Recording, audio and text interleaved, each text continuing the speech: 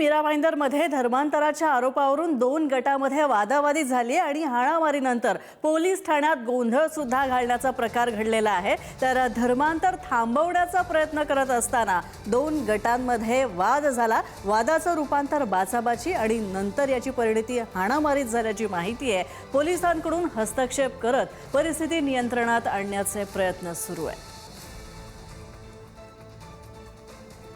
आमच्या प्रतिनिधी गौरी पवार आमच्या सोबत आहेत। गौरी, नेमका हा वाद कशामुळे झाला? धर्मांतराचं प्रकरण सांगितलं जात आहे, कदाचित याची व्याप्ती आणखी वाढण्याची सुद्धा शक्यता आहे।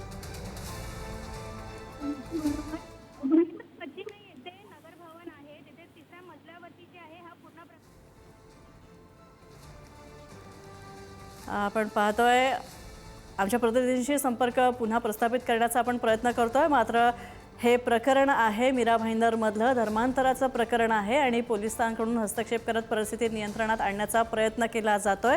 खरं तर हे धर्मांतराचं प्रकरण आहे, धर्मांतराची किनार आहे या सगळ्याला।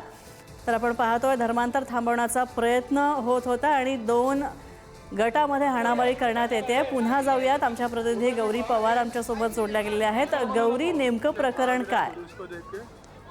हा जो आहे भाईंदर पश्चिम येथे घडलेला आहे। नगर भवन हा ठिकाणी जे आहे 3ऱ्या माळ्यावरती जे आहे धर्मांतराचा प्रयत्न केला जात होता असा आरोप बजरंग दलाकडून केला जात आहे। मात्र या विषयावरती जे आहे बजरंग दल तिथे गेले आणि त्यांना जे आहे असं वाटलं की इथे ख्रिश्चन धर्मामध्ये कन्वर्ट केलं जात आहे। यानंतर जे आहे तिथे हाणामारीमध्ये जे रूपांतर झालं होतं आणि यानंतर जे आहे पोलिसांनी सुद्धा तिथे गेलं होतं आणि हे गोंधळ थांबवण्याचा प्रयत्न केला। मात्र ह्याचा वाद जे आहे तो वाढला आणि हाणामारी त्याचं रूपांतर झालं आणि बजरंग दलाला जे आहे भाईंदर पश्चिम येथील पोलीस स्टेशनमध्ये सुद्धा आणण्यात आलं। तिथे सुद्धा जे आहे वाद थांबवण्याचा प्रयत्न केला जात होता। मात्र इथे जे आहे बजरंग दलाच्या कार्यकर्त्यांनी गोंधळ घातला आणि नेमकं जो रूपांतर आहे हाणामारीत झालं। पोलिसांकडून जे आहे लाठीचार्ज करण्याचा प्रयत्न सुद्धा केला गेला होता। मात्र या विषयावरती जे आहे नंतर शांतता करण्यात आली होती पोलिसांकडून आणि या विषयावरती जे अद्याप पूर्ण माहिती पोलिसांकडून देण्यात आलेली नाही आहे। पुढील तपास जे आहे सुरू आहे पोलिसांकडून। धन्यवाद गौरी, या सगळ्या अपडेट्स बद्दल। या प्रकरणावर लक्ष राहीलच। सगळी फॅमिली हिंदू आहे आतमध्ये, येशूची प्रार्थना चालू आहे। हिंदू लोकांना येशूची प्रार्थनेची काही गरज नाही, पहिली गोष्ट ही। दुसरी गोष्ट, महाराष्ट्रामध्ये धर्मांतरण कायदा आहे। ये ना ये वो सबको बोल रहा है, भागो भागो सबको बोल रहा है।